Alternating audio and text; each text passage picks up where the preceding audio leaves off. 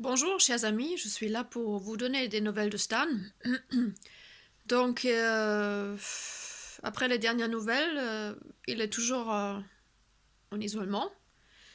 C'est-à-dire, on est le 6 octobre aujourd'hui, il est toujours en isolement. Il aurait dû y avoir une commission le 29 septembre pour savoir s'il ne va pas rejoindre un mode carcéral normal, mais toujours pas de nouvelles à ce jour. Donc, il est toujours tout seul, il est toujours en isolement, il voit personne. La seule chose qui a changé, c'est qu'il a le droit d'aller au stade, enfin un petit stade, hein, pour pouvoir se dégourdir les jambes et voir quel temps il fait dehors.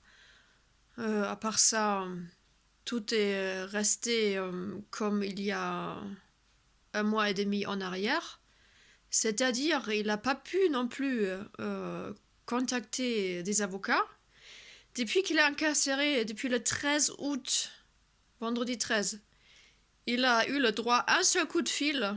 Donc, il a passé un coup de fil à Jean-Pierre Joseph et depuis plus rien. C'est-à-dire, à part moi, il a le droit de téléphoner à personne. Donc, il a pu s'entretenir avec aucun avocat.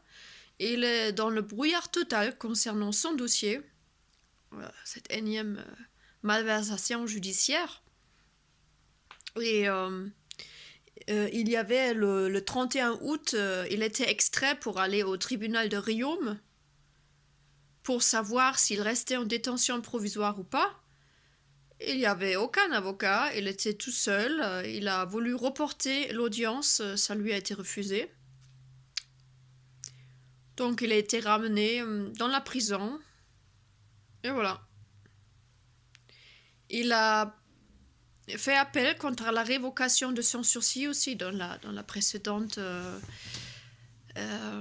malversation judiciaire, c'est-à-dire ce soi-disant projet d'enlèvement pour rendre les enfants à la mer. Ils ont révoqué en bloc tout le sursis de 2 ans, ce qui est très rare. Hein. D'habitude, ils révoquent une partie, mais pas la totalité. Là, pour lui, ils ont tout révoqué, donc il a fait appel. Normalement, le 24 novembre, il y aura une décision au tribunal de Bordeaux, où il aurait fallu déjà informer les avocats très très vite, puisqu'il n'y a aucun report possible. Enfin, Stan, il a reçu juste une notification comme quoi il ne va pas être extrait et ça ne va pas être reporté. Mais par contre, c'était pas noté non plus sur cette notification que ça va être en visioconférence pour lui, c'est-à-dire qu'ils vont le mettre devant une caméra pour être présent à travers la caméra. Et de toute façon, on se méfie puisque, comme vous savez peut-être, à la dernière malversation judiciaire, quand il y avait le verdict qui a été prononcé au tribunal de Poitiers, à la cour d'appel, il y avait beaucoup de soutien qui était présent. Ils ont affiché dans la salle d'audience une image d'une personne. Il y avait des personnes qui disaient « Ouais, c'est Stan, je le reconnais », d'autres qui disaient « Mais non, c'est pas lui ». Et finalement, personne ne savait qu'est-ce qui en était réellement. Et finalement, on a su après, quand on a pu téléphoner avec lui, qu'il attendait toujours d'être mis devant la caméra. Donc, c'est des amis qui lui ont appris le verdict. Et ils ont carrément affiché une image d'une personne qui lui ressemblait peut-être un petit peu. Et c'était pas lui. Donc, c'est très moyen, ces visioconférences, vous voyez.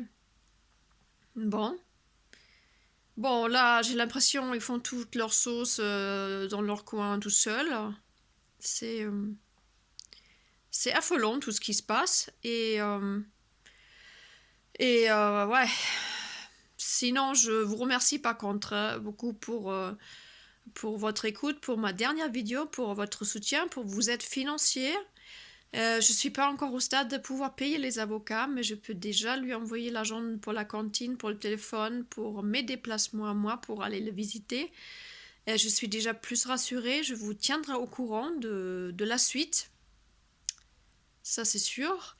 Et Stan, il a demandé de travailler dans la prison, comme ça il pourrait avoir un peu d'argent lui-même pour sa cantine. Pour le moment, pas de réponse, donc il attend. Et parce que en plus, il me l'a dit que dernièrement, il a finalement pas grand-chose à manger là-bas parce que on lui a refusé le régime végétarien. Donc là, c'est encore une particularité. Je ne sais pas, mais je me rappelle bien, dans ma dernière incarcération, dans cette machination judiciaire de projet d'enlèvement, quand j'étais incarcérée en 2012-2013 à Sainte, et je déclarais que j'étais végétarienne, il n'y avait pas de problème. Maintenant, pour les musulmans, ils peuvent avoir la viande halal et j'imagine c'est pareil dans toutes les prisons. Bon, pour Stan, là, à Moulin-User, pas de moyen, puisqu'il est végan, mais bon, le véganisme n'est pas pris en compte, mais même pour le régime végétarien que je crois qui est prévu, il n'y a pas de moyen. Bon, bah du coup, il lui reste rien d'autre à faire que de cantiner ce qu'il veut manger, s'il veut manger quelque chose. Et ouais, sinon, j'ai l'impression que beaucoup de personnes n'ont pas vraiment compris pourquoi il est actuellement incarcéré. C'est-à-dire, beaucoup de soutiens se sont manifestés pendant la dernière incarcération, quand il était à Sainte puis à Poitiers-Vivonne, pour cette machination judiciaire de projet d'enlèvement des mineurs pour les rendre à leur mère, pour nos dénonciations contre la protection institutionnelle de la pédocriminalité en France. Et là, maintenant, les gens, ils n'ont pas compris. Je crois que finalement, il n'a pas vraiment eu le choix non plus, je dirais. Parce que c'est comme s'il était à la fin coupable de quelque chose, au moins de ne pas avoir profité de nos retrouvailles avec moi, de se tenir tranquille, de rester tranquille. Qu'il n'a pas... à la fin, je pense c'est un peu ça qu'on lui reproche, quelque part. Et bah, au moins, moi, j'étais présent, je sais ce qui s'est passé, donc je peux vous en parler. C'est-à-dire qu'il avait des choix à faire et quoi qu'il allait faire, quoi qu'il allait décider, de toute façon, ça allait être un mauvais choix. Une mauvaise choix. Donc j'adore ce genre de choses, quoi qu'on fasse, c'est mauvais. C'est-à-dire, quand il est sorti de prison le 30 novembre 2020, il a été contacté tout de suite par Eric Furil, le CNT, Eric Furil, et il a fini par lui répondre, par le rappeler, et organiser une visioconférence, un Zoom, en privé avec lui, où Eric Furil lui a expliqué son programme pour le 18 décembre à Paris, où toutes les forces vives du CNT, les Gilets jaunes, les forains, toutes les forces vives devaient converger sur Paris pour faire une sorte de méga manif. Et comme Stan, il analyse depuis longtemps que le déclenchement de la guerre civile est peut-être prévu au programme et peut-être pas si loin, et en tout cas, on pourra facilement utiliser tous les événements de sorte manif, mieux si c'est une méga manif pour le déclencher. Et quand on sait que ils n'ont même pas besoin de ça pour faire croire à une révolte populaire, à une révolution même, comme ils ont fait en mai 68. Oui, il y avait le père de Stan qui était journaliste à Paris à ce moment-là et qui rapportait, il s'est passé pratiquement rien du tout. Tout était monté de A à Z dans la presse à partir de pas grand-chose, de quelques adolescents qui brûlaient quelques pneus à Paris, et de là, on a monté la libération sexuelle, comme quoi le peuple réclamait la liberté, une sorte de révolution sexuelle qui est encore transmise comme telle dans la presse aujourd'hui. Et donc, on sait très bien, à partir des faits qui sont plus des mises en scène, on nous pend n'importe quoi. Et ils n'ont même pas besoin des faits réels. Mais quand en plus, il y a vraiment beaucoup de monde dans la rue, ça peut être facilement être utilisé, transformé pour les buts obscurs derrière. Et donc Stan, il se méfiait beaucoup d'une méga manif et il disait à Eric Furil, bon ben si c'est ça votre programme, je suis pas, excusez-moi, on s'est mal compris, je suis ma route de mon côté, bonjour, au revoir. Et il était étonné de voir que Eric Furil était réceptif, attentif, compréhensif et disait, bon, d'accord, mais qu'est-ce qu'on fait à la place? Je ne peux pas annuler l'événement. Tout est déjà préparé pour le 18 décembre à Paris. Tout le monde est déjà au courant. Ça fait des mois que les gens se préparent. On ne peut pas annuler. Donc Stan, il a basculé à ce moment-là sur l'opération chocolat, c'est-à-dire de donner la consigne aux membres du CNT de ne pas se promener à plus que 5 personnes dans la rue, surtout pas des grands regroupements. Euh, si vous croisez des gendarmes, donnez-leur une boîte de chocolat, apportez vos meilleurs vœux, faites un rapprochement entre vous et eux, parce que le gouffre était croisé depuis les manifestations des Gilets jaunes qui étaient toujours utilisées justement pour créer ce gouffre. Donc faites un rapprochement, au contraire, ne donnez pas le bâton pour vous faire battre. Il y a quand même un groupe de 15 personnes, après ce que j'ai entendu, qui s'est fait serrer pour non-port de masque. Mais rien de grave, rien de tout ce qui aurait pu se passer, s'est passé. Et de ce côté-là, c'était un succès que la guerre civile n'a pas été déclenchée et c'est strictement rien passé.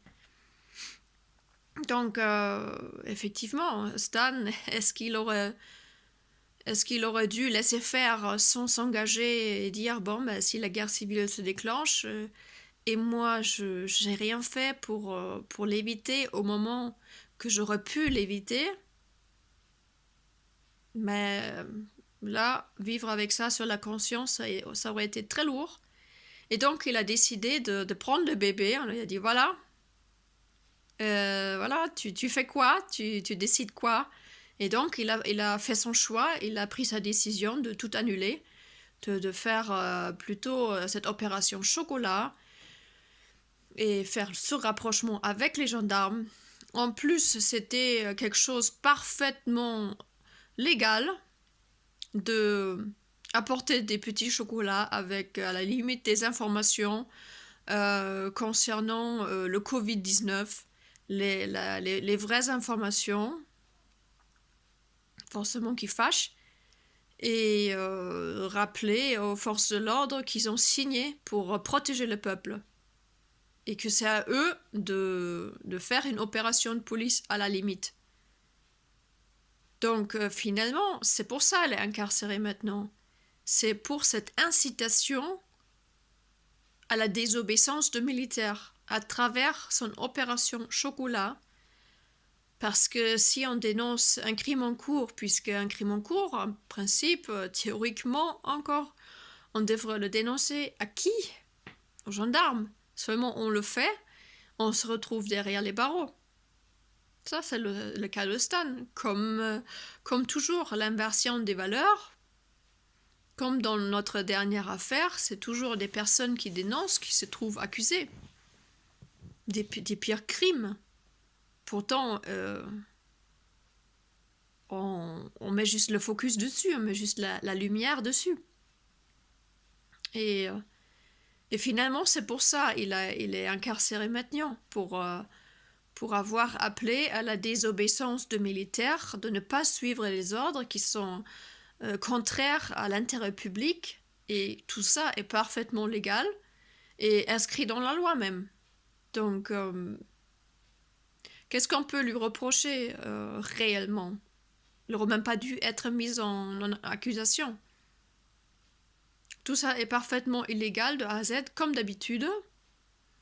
Et finalement, c'était quand même euh, le choix le moins pire, je dirais.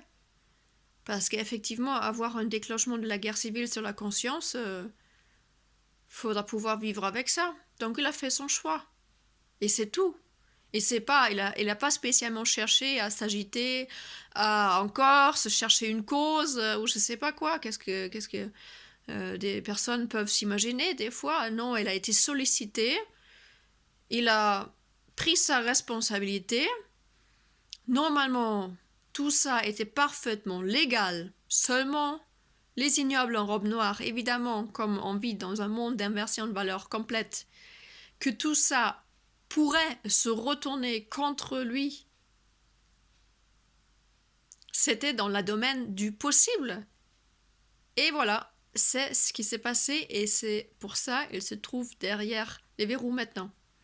Mais finalement, je dirais, il n'a même pas eu le choix, quelque part. C'était vraiment le choix qu'il a pris, c'était le moins pire. Et je ne sais pas ce que vous auriez fait à sa place, mais je pense que c'est bien honorable et il faut dire les choses comme ils sont. On est confronté à un crime en cours, un génocide. Dans pas longtemps, on va même plus avoir les loisirs de dire les choses parce que nos libertés se restreignent de plus en plus. Donc, il a juste agi en fonction de sa conscience et il a pas cherché il n'a pas cherché une cause ou des nouvelles personnes à défendre, je sais pas. Donc voilà, vous comprenez la raison de son incarcération. Et en plus, maintenant, il continue à se battre depuis l'intérieur parce que maintenant, bon, il a le loisir de dire clairement de quoi il s'agit. Et donc, je vais vous mettre aussi un article qui explique bien la raison pour laquelle il est incarcéré maintenant. Je vous mets également l'adresse de la prison, donc continuez s'il vous plaît de l'écrire.